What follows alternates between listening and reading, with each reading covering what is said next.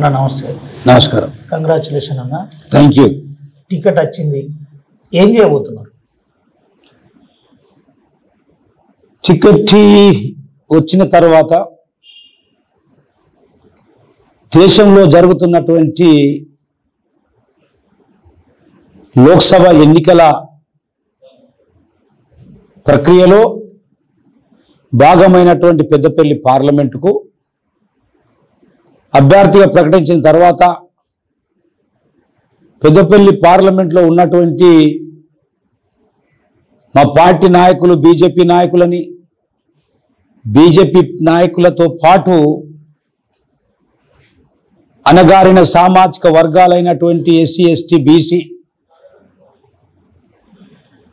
పౌర సమాజంలో నివసిస్తున్నటువంటి ప్రతిష్ట గలటువంటి ప్రతి ఒక్కరిని కలవడం జరుగుతుంది. ఈరోజు భారతదేశంలో ఎన్నికల షెడ్యూల్ వచ్చిన తర్వాత భారతీయ జనతా పార్టీ ఈ యొక్క ఎన్నికలని పండుగ వాతావరణంలో జరపాలని ఒక నిర్ణయం తీసుకుంటే అదే నిర్ణయం మేరకు పూర్తి స్థాయిలో భారత సమాజము బీజేపీ పార్టీని గెలిపించడానికి, మరి ముఖ్యంగా చెప్పాలంటే 10 సంవత్సరాల నుండి పరిపాలిస్తున్నటువంటి గౌరవనీయులు పెద్దలు నరేంద్ర మోదీ గారి నాయకత్వాన్ని బలపరచాలని 183% మంది నిర్ణయం తీసుకోవడం జరిగింది. అదే పద్ధతిలో పెద్దపల్లి పార్లమెంటు పరిధిలోని పెద్దపల్లి పార్లమెంటు ఓటర్లలో కూడా అదే చర్చ ఉన్నది. ఎందుకంటే దేశాన్ని కాపాడేటువంటి వ్యక్తులలో నరేంద్ర మోదీ గారే దేశ రక్షకునిగా ఉన్నాడు, నరేంద్ర మోదీ గారే రాజ్యాంగ రక్షకున్నాడు. కాబట్టి నరేంద్ర మోదీని గెలిపించాలనేటువంటి భావజాలంతో పెద్దపల్లి పార్లమెంట్లో నిరంతరంగా ఈ పర్యటిస్తున్నటువంటి సందర్భంలో ప్రజల నుండి వస్తున్నటువంటి ఆదరణ. కాబట్టి మిత్రులారా, పెద్దపల్లి పార్లమెంట్లో ఉన్నటువంటి ప్రజలందరినీ నేను కోరుతున్న ఒకటే, పెద్దపల్లి పార్లమెంటు గత 60 సంవత్సరాల నుండి చూసినట్టయితే దాదాపు 30 సంవత్సరాలకు ఎక్కువ కాలం ఈ ప్రాంతం కానటువంటి వెంకటస్వామి ఈ పెద్దపల్లి పార్లమెంట్లో పుట్టినటువంటి ఎస్సీలని రాజకీయ దోపిడీ చేసి ఇక్కడ ఎంపీగా గెలవడం జరిగింది. ఇక్కడ రాజకీయ దోపిడీ చేసి ఎంపీగా గెలిచి అపారమైనటువంటి డబ్బు సంపాదించి ఆ డబ్బుని ఇండస్ట్రీస్కు మార్చి ఇతర రాష్ట్రాల్లో ఇండస్ట్రీస్ పెట్టించుకొని ఇక్కడ గెలిచినటువంటి వెంకటస్వామి గారు అధికారం వచ్చిన తర్వాత ఇక్కడ ప్రజల్ని మర్చిపోయి ఇక్కడ నిరుపేదలని, ఇక్కడ ఉన్నటువంటి నిరుద్యోగులని, ఇక్కడ ఉన్నటువంటి ఎస్సీలలో ఉన్నటువంటి మరి ముఖ్యంగా మాదిగాస్ని, నేతకాని కులాన్ని, ఇక్కడ ఈ ప్రాంతంలో ఉన్నటువంటి మాలా కులాన్ని, ఇక్కడ ఉన్నటువంటి అన్ని కులాలని రాజకీయ దోపిడీ చేసి డబ్బు సంపాదించుకొని ఆ డబ్బుని ఇండస్ట్రీస్గా మార్చి కొడుకులుగా అప్పచెప్పి మళ్ళీ కొడుకులను తీసుకొచ్చి 2009లో ఇక్కడ మినిస్టర్ చేసి, 2004లో పెద్ద కొడుకుని మినిస్టర్ చేసి, 2009లో ఇంకో కొడుకుని ఇక్కడ ఎంపీ చేసి ఈ ప్రాంత ప్రజల యొక్క రాజకీయ హక్కులని దోపిడీ చేసినటువంటి కుటుంబము ఇలా వివేక్ వెంకటస్వామి కుటుంబం. వివేక్ వెంకటస్వామి కుటుంబం అనేటువంటి కుటుంబం వాళ్ళు ప్రాంతేతరులు, ఆ ప్రాంతేతరులు వచ్చి మా ప్రాంతంలో ఉన్నటువంటి మా వర్గాలని రాజకీయ దోపిడీ చేశారు. ఈ రాజకీయ దోపిడీ జరిగినటువంటి కాలంలో మా ఎస్సీలలో ఉన్నటువంటి కులాలు చదువు రాక రెక్కాడుతూనే డొక్కాడుద్ది అనేటువంటి బాధతో ఉన్నటువంటి ఈ కులాలు ఇవాళ చైతన్యవంతం వచ్చిన తర్వాత మాకు కూడా ఎంపీలు కావాలి, మాకు కూడా ఎమ్మెల్యేలు కావాలని కొట్లాడితే ఒక అన్న బెల్లంపల్లి నుంచి ఎమ్మెల్యే, ఒక తమ్ముడు చెన్నూరు నుంచి ఎమ్మెల్యే, ఇప్పుడు చెన్నూరు ఎమ్మెల్యే వివేక్ కొడుకు అనేటోనికి ఇక్కడ పెద్దపల్లి నుంచి ఎంపీ అడుగుతున్నారు. ఎంపీ ఆట అంటే ఈ వివేక్ వెంకటస్వామి కుటుంబమే ఈ ప్రాంతంలో ఉన్నదా? ఇక్కడ దాదాపుగా 6.5 లక్షలు నివసిస్తున్నటువంటి ఎస్సీలలో ఎవరు పుట్టలేదా?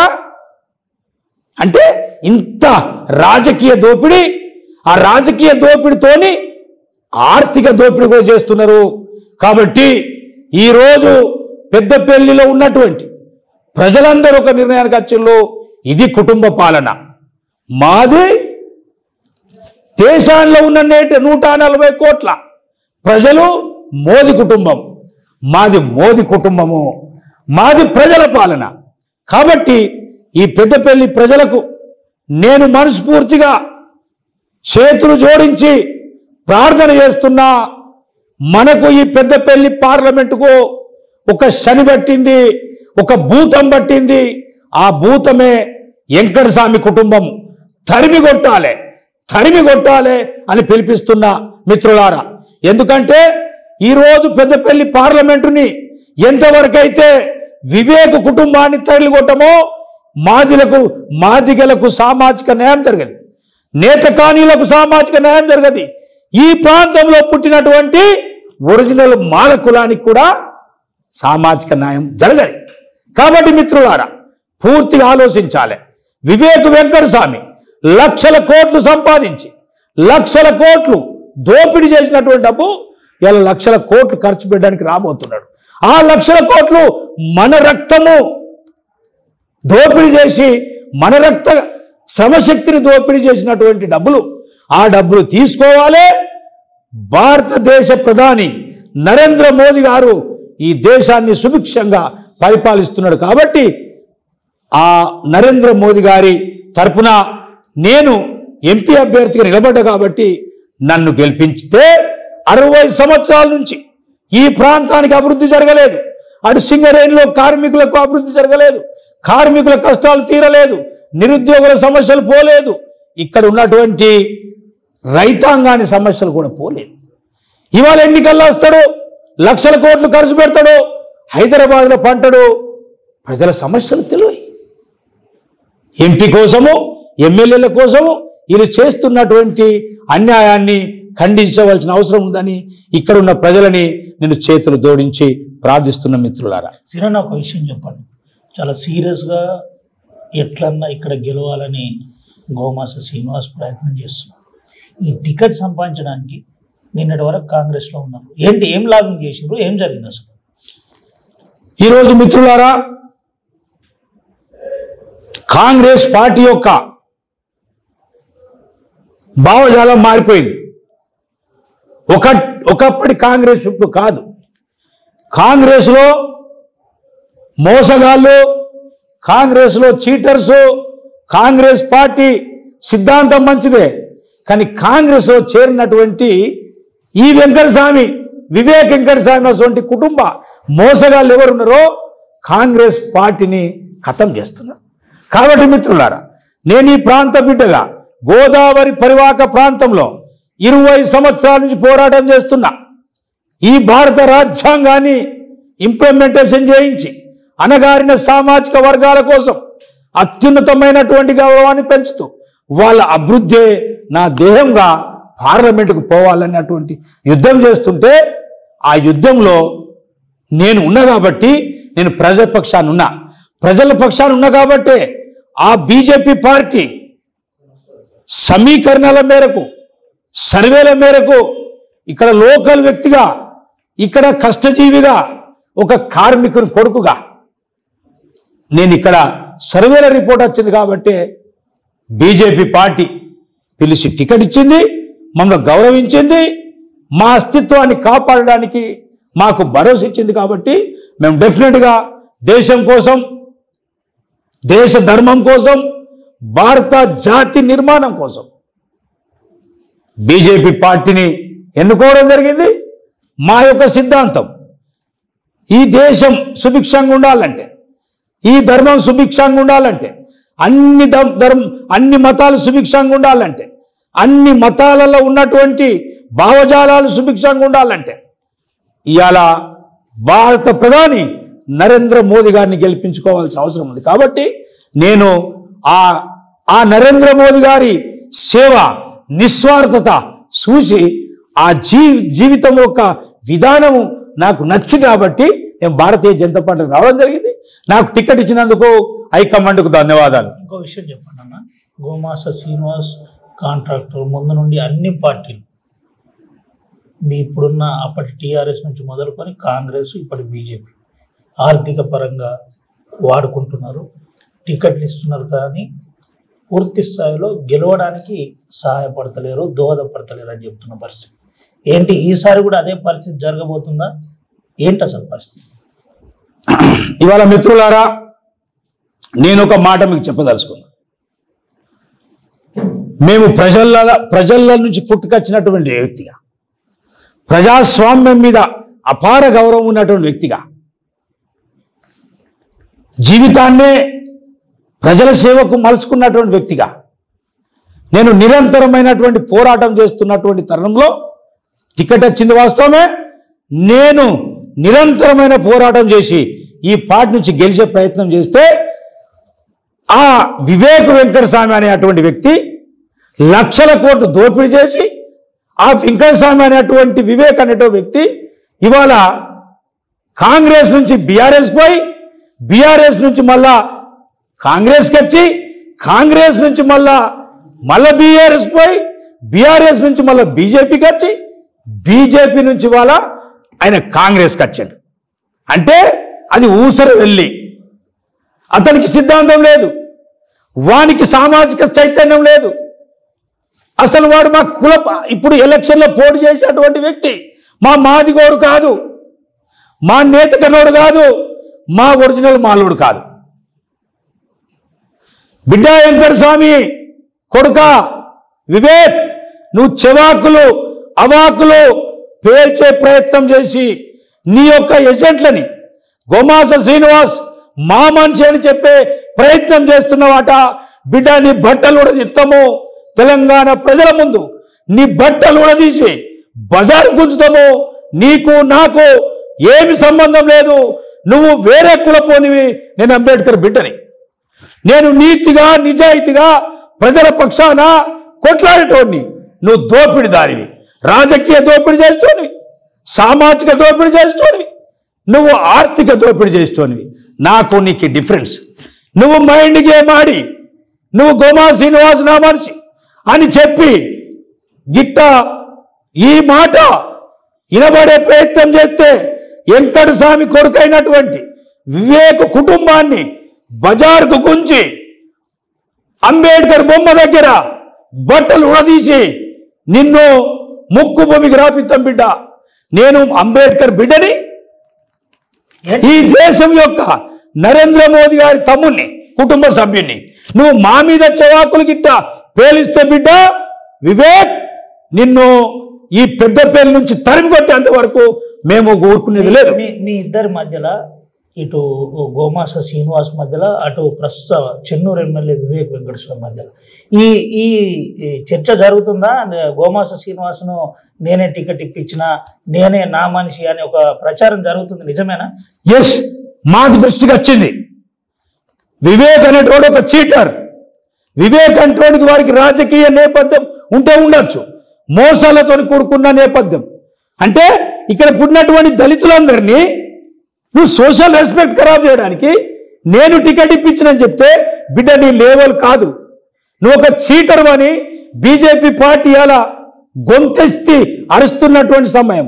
ఈరోజు నీ యొక్క బతుకు బీజేపీ పార్టీలో ఓడగొట్టడానికి మేము ముందుకొచ్చిన తర్వాత మాకు నీకు సంబంధం ఉన్నట్టు చెప్పి నువ్వు ఎక్కడైతే అవాకులు చవాకులు పేరుస్తున్నావో బిడ్డ, నీ బట్టలు ఊడదీసి ఇటు మాదిగ సమాజము, ఇటు నేతకాని సమాజము, ఇక్కడ లోకల్ మాల సమాజము, నీ బట్టలు ఊడదీసి కొడతాము. ఈ మండుకోవాలని నేను హెచ్చరిస్తున్నా.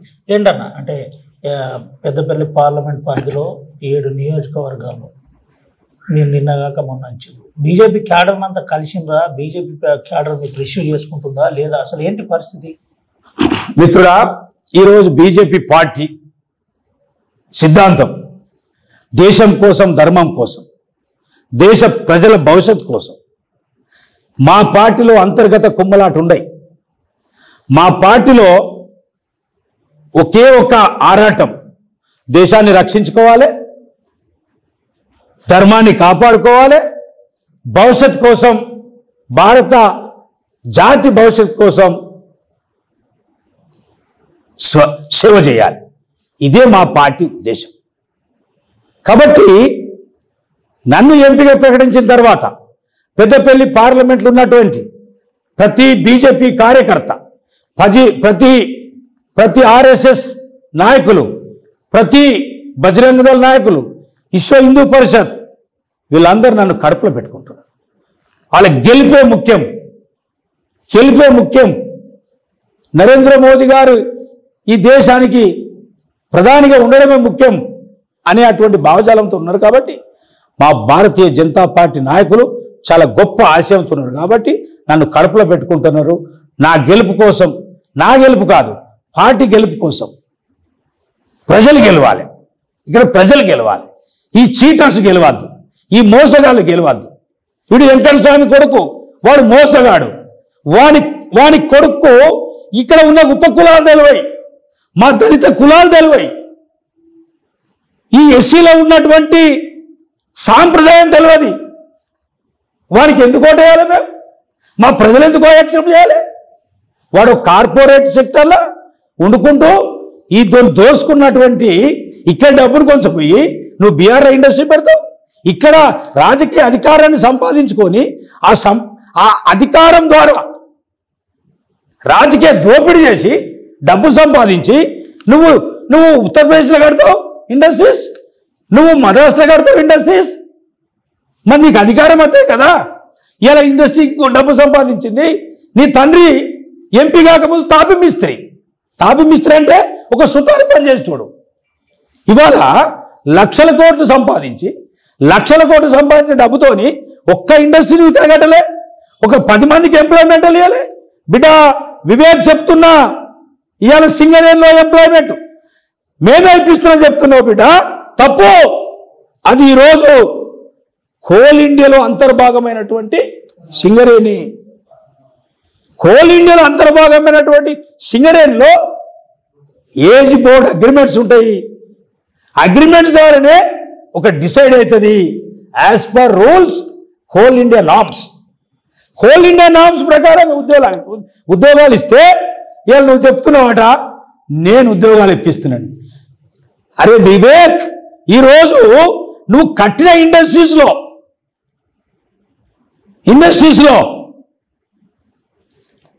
ఒక్క వచ్చినటువంటి అమౌంట్ తీసుకొచ్చి ఒక్క ఇండస్ట్రీస్ కూడా నువ్వు పెద్దపల్లి పార్లమెంట్ కట్టలే. నీకు కార్మికుల పక్ష నీకు భావజాలమే లేదు. కార్మికులకు ఉన్నటువంటి సమస్యలు తెలివాయి. నేను ఉద్యోగాలు ఇప్పిస్తా, నీ అయ్యచాగిరా. ఇది కోల్ ఇండియాలో అంతర్భాగం. కోల్ ఇండియా రూల్స్ వర్తిస్తాయి. ఒక కార్మికుడి కుటుంబంగా నాకు తెలిసిన ఇటువంటి సింగరేణి కార్మికులని మోసం చేసే ప్రయత్నం చేస్తే కార్మికులు ఊరుకోరు. కార్మికులు చాలా గొప్ప నాయకులు, ఆలోచన పరులు. వాళ్ళు తరిమి కొట్టే అటువంటి ఆలోచనకు దిగిన రోజు వివేక్ వెంకటస్వామి సరిపోడు. ఆయన దగ్గర లక్షల కోట్లు ఉండవచ్చు, మా దగ్గర బాబాసాహెబ్ అంబేద్కర్ ఇచ్చినటువంటి ఒక ఆలోచన, సమానత్వం, దేశ సేవ కోసం, దేశంలో ఉన్నటువంటి ప్రజల మధ్యలో మేము బ్రతకడానికి ఉన్నాము. నువ్వు దోసుకొని పోవడానికి ఉన్నావు. రా తెలుసుకుందాం. నువ్వు, నీ కొడుకు, నీ అన్న దా మంచిర్యాలలో ఉన్నటువంటి బాబాసాహెబ్ అంబేద్కర్ దగ్గర నేనే పిలుస్తా. ఈ జిల్లాలో ఉన్నటువంటి 1000-2000 మందిని పిలుస్తా. నువ్వెందుకు వస్తున్నావు, నేనెందుకు వస్తున్నా, పబ్లిక్ ముందు చర్చ పెడదాం, పబ్లిక్ నిర్ణయిస్తారు. కానీ బిడ్డ, నువ్వు గిట్ట నీ చెంచల ద్వారా ఈ ప్రయత్నం చేసినట్టయితే మా యొక్క ఇక్కడ ఉన్నటువంటి ప్రజల యొక్క మనోభావాన్ని దెబ్బకొట్టే ప్రయత్నం చేసి శ్రీనివాస్కు నేను టికెట్ ఇప్పించడని ప్రయత్నం చేస్తే నీ బట్టలు ఊడలిసి కొడతాను చెప్తున్నా. ఇంకో విషయం చెప్పండి అన్న, గోమాస శ్రీనివాస్ నువ్వు అంటే కార్మికుని కొడుకు అంటున్నాను. నిజంగా కార్మికుని కొడుక గోమాస శ్రీనన్న కాంట్రాక్టరా? మిత్రులారా, నా తండ్రి చిన్నకారు రైతు నుంచి సింగరేణి కార్మికునిగా నౌకరొచ్చింది. నేను కార్మికుని కుటుంబంలో పుట్టిన, నేను సన్నకారు రైతుల్లో పుట్టిన. నా తాతలు ముత్తాతలు పొట్ట చేత పట్టుకొని కారులు దూరని కారడవిలో అడుగుపెట్టి అరచేతిలో ప్రాణాలు పెట్టుకొని బండను చూసి బండను చీల్చి బంగారు గనిని కనిపెట్టినటువంటి సింగరేణికి సిరువులు తీసుకొచ్చినటువంటి సింగరేణి కార్మికుని కొడుకుగా, కార్మికుల సమస్యలు తెలిసినటువంటి వ్యక్తిగా నేను కార్మికులకు ఉన్నటువంటి ప్రతి సమస్యని కార్మికుల పక్షాన, కార్మికుల గొంతుకై పార్లమెంటులో నరాలు తెగంత కొట్లాడే సత్త నాకున్నది. బిడ్డ, నీకున్నదా?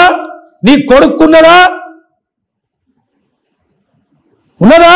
కొప్పులీసులకు ఇది వన్ సైడ్ డిసైడ్. ఈ రోజు నుంచి నేను కార్యాచరణ మొదలుపెట్టిన.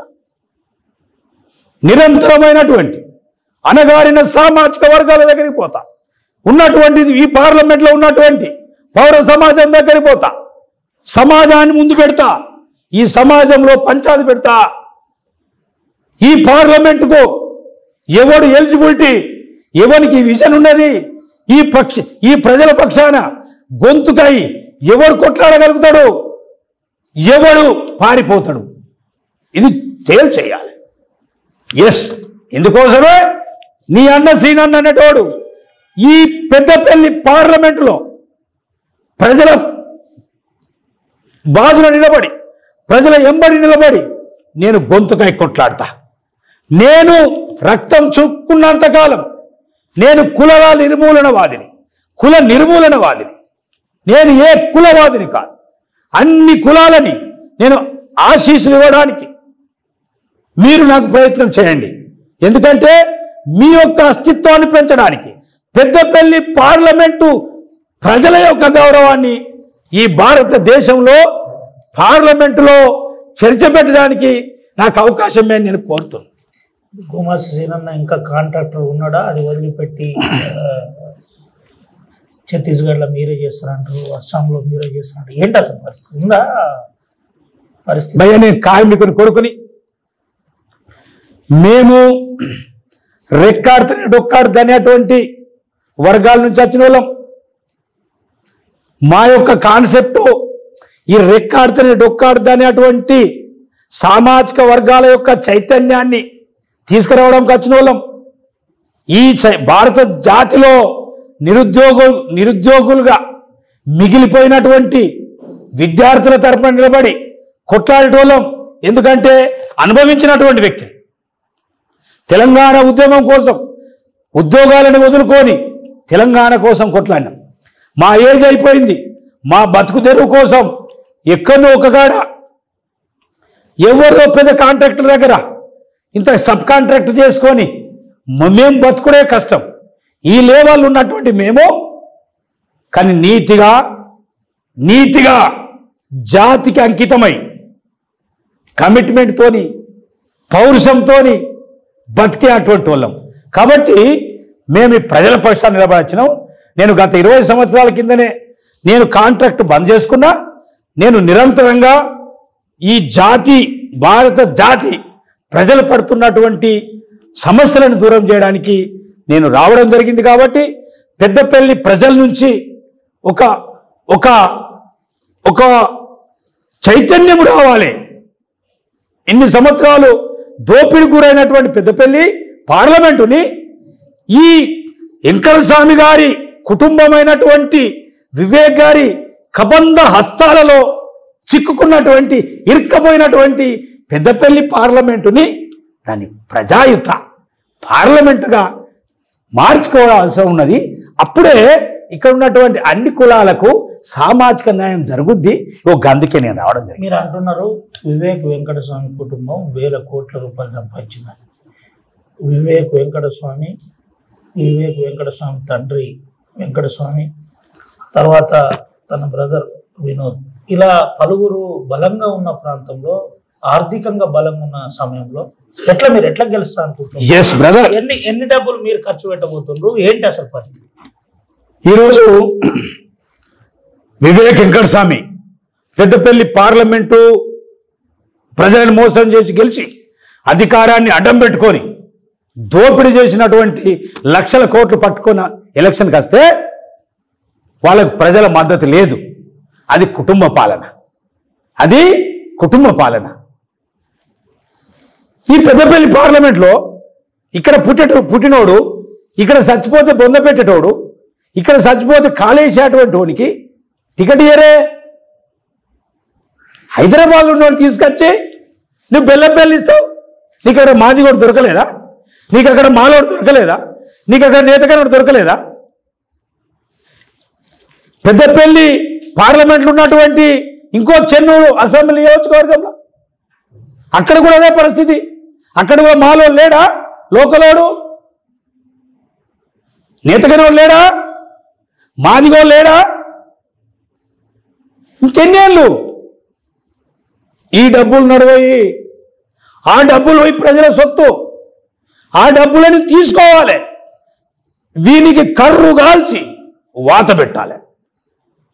మిత్రులారా, దళిత గిరిజన బడుగు బలహీన సోదరులారా, వివేక్ వెంకటస్వామి అనేటువంటి ఒక ఆశయం లేనటువంటి, ఒక ఆలోచన లేనటువంటి, డబ్బు మీన్నే నమ్మి డబ్బు వల్ల గెలవాలని వచ్చి ఈ ప్రాంతాన్ని మోసం చేస్తున్నటువంటి ఇతన్ని ఈ పార్లమెంటు పరిధి నుంచి పాత్ర పెట్టి ఓడగొట్టి తరిమేసిన తర్వాత ఇక్కడ ఎస్సీలకు బీసీలకు కులాలను రెచ్చగొట్టి బీజేపీ లబ్ధి పొందడానికి ప్రయత్నం చేస్తుందని అంటున్నారు. ఏంటి ఇది వాస్తవమా? ఎస్సీ ఎస్టీలు అదేవిధంగా బహుజనవాదులను బీజేపీ ఈసారి రెచ్చగొట్టే ప్రయత్నం జరుగుతుంది. గతంలో కూడా బీజేపీ మతోన్మాద పార్టీ అనే ఒక ప్రచారం ఉంది. ఏంటి దీనికి అంబేద్కర్ ఐడియాలజీ ఉన్న గోమాస శ్రీనివాస్ ఏం చెప్పబోతున్నాం? భయ్యా, ఇది చాలా మంచి ప్రశ్న. మీరు చూస్తున్నారు, స్వతంత్ర భారతదేశంలో 60 సంవత్సరాలు పరిపాలించినటువంటి కాంగ్రెస్ పార్టీ, వివేక్ తండ్రి వెంకటస్వామి అందులో ఉండే, ఒకరోజు కూడా అంబేద్కర్ రాసిన రాజ్యాంగాన్ని అమలు చేయమని అడగలేదే. ఒకరోజు కూడా అడగలేదు. అమలు చేసే ఆలోచన వచ్చిన తర్వాత అమలు చేయడానికి ప్రయత్నం చేసినటువంటి వాళ్ళకు అడ్డం పడ్డటువంటి కాంగ్రెస్.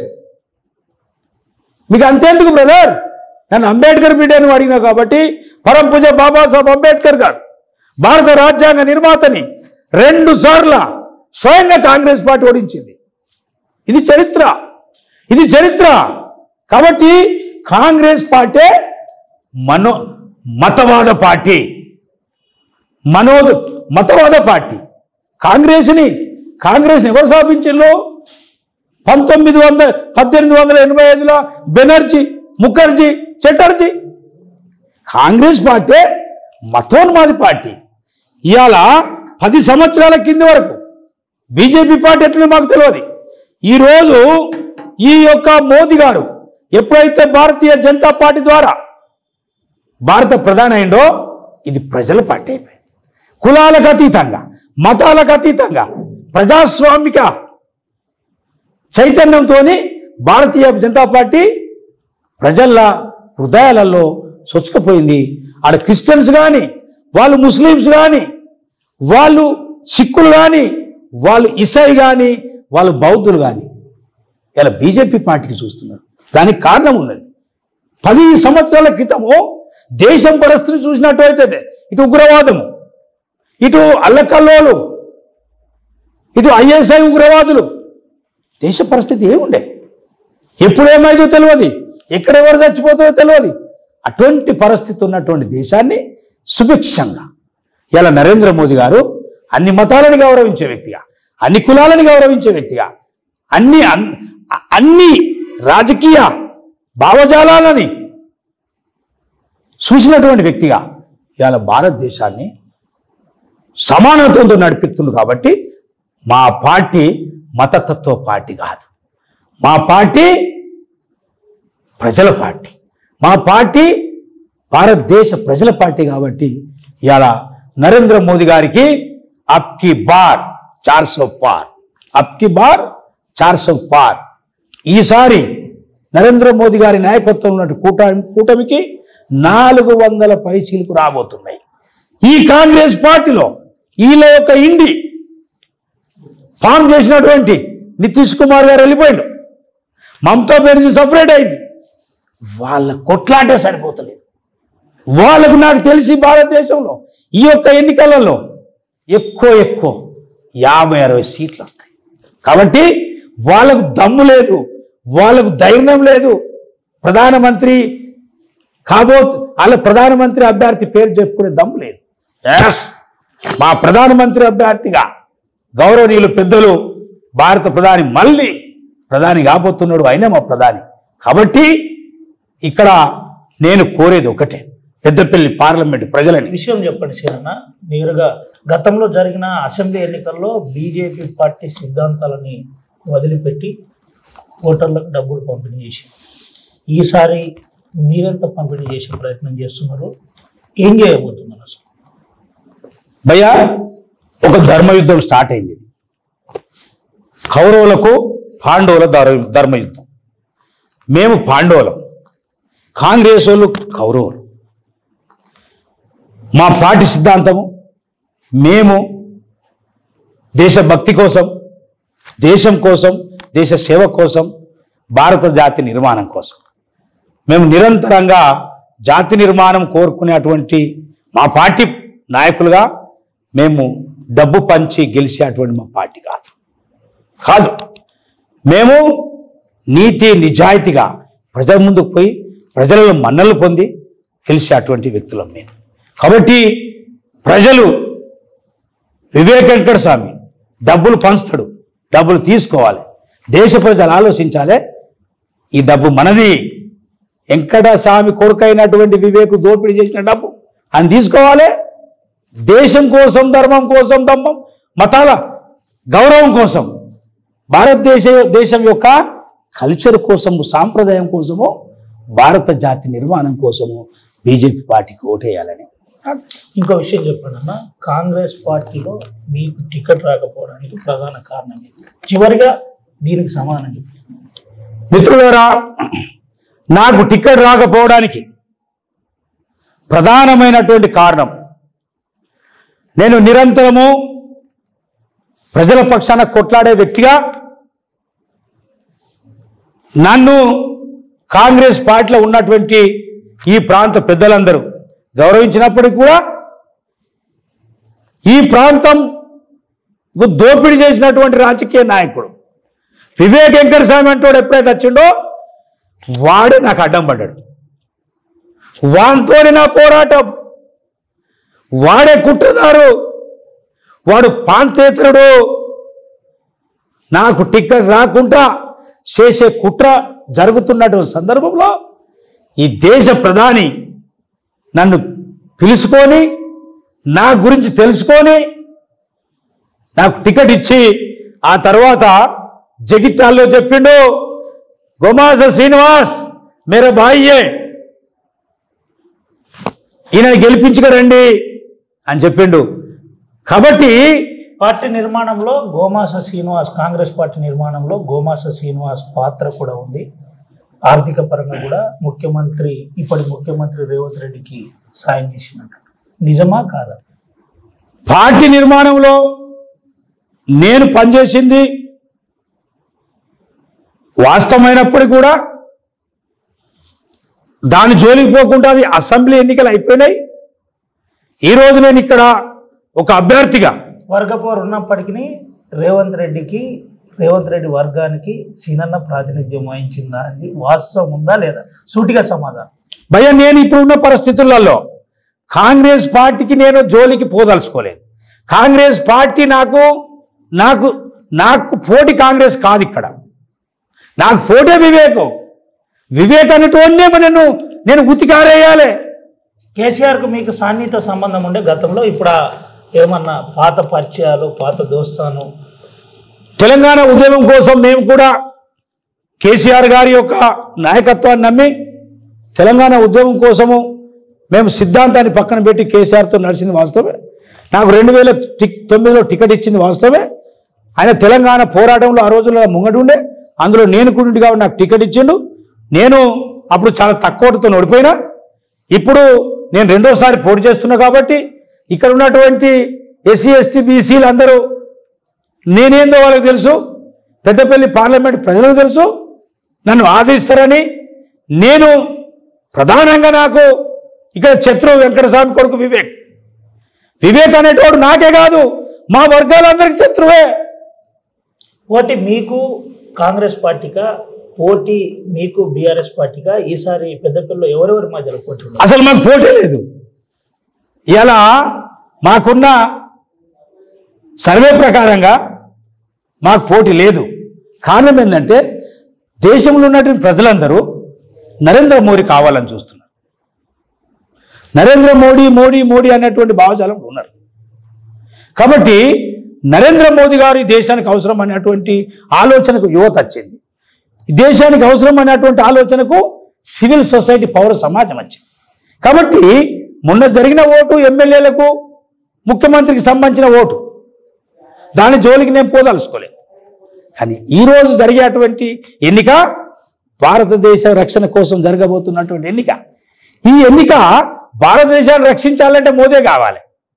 కాబట్టి మోదీకి ఓట్లేస్తారని నాకు ఇక్కడ ఎవరు పోటీ లేడు కానీ అవాకులు చవాకులు పేల్చే బదనాం చేస్తారు. కాబట్టి వివేక్ అనేటువంటి బుద్ధి చెప్పడానికి ఇంత గట్టిగా కరాఖండితంగా, బిడ్డా వివేక్, నీ చీటర్స్కు బంద్ చేసుకోమని చెప్పు. నీకు నాకు సంబంధం లేదు. నువ్వు ఒక చీటరువు, నువ్వు రాజకీయంగా అజ్ఞానివి, నువ్వు దోపిడిదారివి, సామాజికంగా దోసుకున్నోనివి. నేను ఒక సామాజిక తత్వవేత్తని, నేను ఇక్కడ ప్రజల సేవ కోసం వచ్చిన. నువ్వు దోపిడిదారివి, నువ్వు మైండ్ గేమ్ ఆడి శ్రీనివాస్కు నేను సపోర్ట్ చేసినని చెప్పినవా బిడ్డ? నేను అంబేద్కర్ బొమ్మ దగ్గర పిలిచి లక్షల మందిని బట్టలు కూడా తీస్తా. ఫైనల్గా పెద్దపల్లి పార్లమెంటు ప్రజలకు బీజేపీ అభ్యర్థి గోమాస శ్రీనివాస్ ఏం చెప్పబోతున్నాడు, ఏమని పార్టీ తరఫున అప్పీల్ చేయబోతున్నాడు? పెద్దపల్లి పార్లమెంటరీ పరిధిలోని ప్రజలందరికీ స్వతంత్ర భారతదేశంలో 1962 నుండి ఈ రోజు వరకు పెద్దపల్లి పార్లమెంటులో గెలిచినటువంటి ఏ ఎంపీ కూడా ఈ పెద్దపల్లి పార్లమెంటు ప్రజలకు సేవ చేయలేదు. దానికి ఒక అద్భుతమైనటువంటి నిదర్శనం ఈ పెద్దపల్లి పార్లమెంటు పరిధిలో గోదావరి పరివాహక ప్రాంతంలో ఉన్నటువంటి ఏరియాలో ఎక్కడ కూడా నవోదయ స్కూల్ తీసుకురాలే, ఎక్కడ కూడా కేంద్రీయ విద్యాలయాలు తీసుకురాలే, ఎక్కడ కూడా గోదావరి మీద ఇంటర్ కనెక్టివిటీ బ్రిడ్జ్లు కట్టియలే. ఈ పెద్దపల్లి పార్లమెంటు ప్రజలకు కావాల్సినటువంటి ట్రాన్స్పోర్టేషన్ రోడ్డు అభివృద్ధి కోసం ఎవరు చేయలే. 60 సంవత్సరాలలో 2000 కిలోమీటర్లు కాంగ్రెస్ పార్టీ చేస్తే 10 సంవత్సరాలలో ఇదే తెలంగాణలో 2500 కిలోమీటర్ల రోడ్డు కనెక్టివిటీ చేసినటువంటి పార్టీ మా పార్టీ. కాబట్టి 60 సంవత్సరాల నుంచి జరగలేనటువంటి పనులు ఈరోజు నన్ను గెలిపిస్తే నేను మీ అందరికీ సేవగా ఉంటా. నేను ఒక నిరంతరమైనటువంటి ప్రజల సేవ చేసేటువంటి వ్యక్తిని. నేను ఒక సన్నకారు చిన్నకారు కార్మిక కుటుంబం నుంచి వచ్చినటువంటి ఒక విద్యావేత్తగా నాకు లక్షల కోట్లు దోపిడీ చేసి లక్షల కోట్లతో గెలుస్తున్నటువంటి ప్రచారం సాగిస్తున్నటువంటి వెంకటస్వామి మధ్యలో పోటీ ఉన్నది. మీరందరూ ఒక నిరుపేదైనటువంటి గోమాస శ్రీనివాస్ సేవకునిగా భావించి నన్ను ఆశీర్వదించి నన్ను గెలిపిస్తే నేను మీ సేవకునిగా ఉంటా. ఆ తర్వాత ఇక్కడ దళితులకు అందరికీ సామాజిక న్యాయం జరుగుతుంది. వివేకనటోడు ఉంటే సామాజిక న్యాయం జరగదు, కుటుంబ పాలన జరుగుతుంది. మీరందరూ సామాజిక న్యాయం కోరుకోవాలి, మీరందరూ అభివృద్ధి కోరుకోవాలి. ఈ రెండు నేను చేస్తోంది. కాబట్టి పెద్దపల్లి పార్లమెంటు ప్రజలకు, ఓటర్లకు, తెలంగాణ ప్రజలకు మీరందరూ నన్ను ఆశీర్వదించి పెద్దపల్లి నుంచి బీజేపీ పార్టీ అభ్యర్థిగా నరేంద్ర మోదీ గారి కుటుంబ సభ్యునిగా నన్ను గెలిపించాలని ప్రార్థిస్తున్నాను.